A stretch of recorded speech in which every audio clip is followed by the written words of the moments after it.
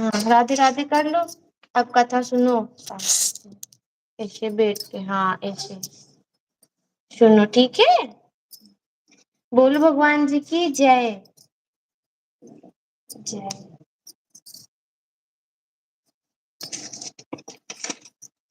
एक समय की बात है, भारतवर्ष में एक नरपति राज करता था। वह बड़ा प्रतापी और दानी था। वह नित्य प्रतिदिन मंदिर में दर्शन करने जाता था।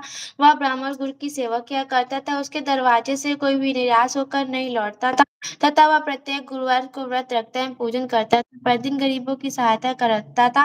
परंतु यह सब बातें उसकी रानी को अच्छी नहीं लगती थी। वह न व्रत करती, न किसी को एक दमड़ी तक दान में देती थी, तथा राजा से भी ऐसा करने को मना किया करती थी। एक समय की बात है, राजा तो शिकार खेलने वन को गए हुए थे।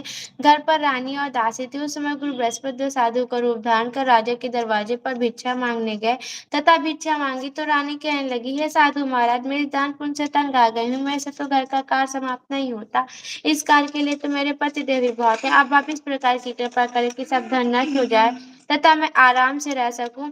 साधु बोले, है देवी, तुम तो बड़ी विचित्र हो। संतान और धन से कोई दुखी नहीं होता, इसको सभी चाहते हैं। पापी भी पुत्र और धन की इच्छा करते।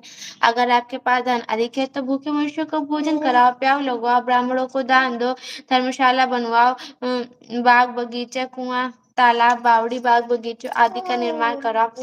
इस प्रकार के कर्मों से आपके कुल और आपका नाम परलोक में सार्थक होगा, हम स्वर्ग की प्राप्ति होगी। मगर वह रानी इन बातों से खुश नहीं बोली, है साधु महाराज, मुझे ऐसे धन की आवश्यकता नहीं जिसको रखने उठाने मेरा सारा समय बर्बाद हो जाए।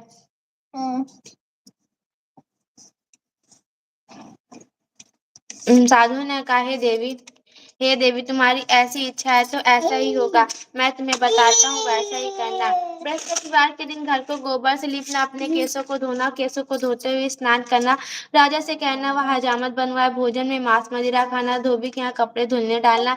इस प्रकार 7 बृहस्पतिवार करने से तुम्हारा सब धन नष्ट हो जाएगा। तथा ऐसा कहकर वह साधु महाराज वहां से अंतर ध्यान हो गया। रानी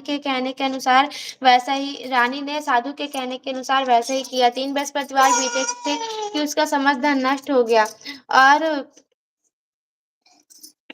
दो और भोजन के लिए दोनों समय तरसने लगे। सांसारिक भोगों से दुखी हो राजा ने कहा, यहाँ पर मुझे सभी मनुष्य जानते, इसलिए कोई कार्य नहीं कर सकता। देश चोरी परदेश भिक्षा बराबर है। ऐसा कहकर राजा परदेश चला गया। वहां वह जंगल में जाता, लकड़ी काट कर लाता और शहर में बेचता। इस तरह जीवन व्यतीत करने लगा। इधर राजा के बिना रानी और दासी दुखी रहने लगी। किसी दिन भोजन मिलता और किसी दिन जल पीकर ही रह जाती। एक समय रानी और दासी को 7 रोज बिना भोजन के व्यतीत हो गया। तो रानी ने अपनी दासी से कहा, दासी, यहाँ पास के नगर मेरी बहन रहती है, बड़ी धनवान है, तो उसके पास जा, वहां से 5 सेर बेचकर मांग ले, जिससे कुछ समय के लिए गुजारा हो जाएगा। इस प्रकार रानी की आज्ञा मानकर दासी उसके बहन के पास गए। उस समय रानी की बहन पूजन कर रही थी, क्योंकि उस वक्त बृहस्पतिवार था। जब दासी ने रानी की बहन से कहा तो उसने कोई उत्तर नहीं दिया। तो वह घर चली आई और रानी से आकर बोली, है रानी। जब दासी ने रानी की बहन को देखा, उससे बोली, है रानी, मुझे तुम्हारी बहन ने भेजा, मेरे लिए 5 से बेचर दे दो। इस प्रकार दासी ने अनेक बार कहा, परंतु रानी ने कुछ उत्तर नहीं दिया, क्योंकि वह उस समय बृहस्पतिवार की कथा सुन रही थी। इस प्रकार जब बांदी को किसी प्रकार उत्तर नहीं मिला तो वह बहुत दुखी एवं क्रोध भी आया, और लौटकर अपने गांव और रानी के पास आकर बोली, है रानी, तुम्हारी बहन तो बहुत ही अभिमानी है, वह छोटे मनुष्यों से बात भी नहीं करती। मैंने उससे कहा तो उसने कोई उत्तर नहीं दिया, मैं वापस चली। रानी बोली, है दासी, इसमें उसका कोई दोष नहीं। जब बुरे दिन आते हैं तब कोई सहारा नहीं देता है। अच्छे बुरे का पता विपत्ति में ही लगता है। जो ईश्वर की इच्छा होगी वही होगा।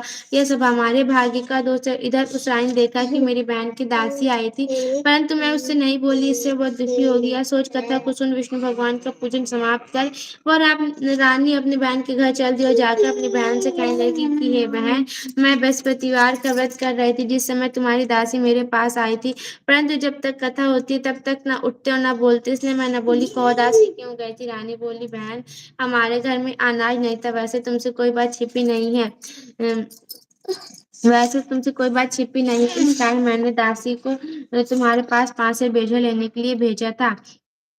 रानी बोली, बहन देखो, बृहस्पति भगवान सबकी मनोकामना पूर्ण करते, देखो शायद तुम्हारे घर में अनाज रखा हो। इस प्रकार का वचन जब रानी ने सुना तो घर के अंदर गई। वहां उसे घड़ा भेजर का भरा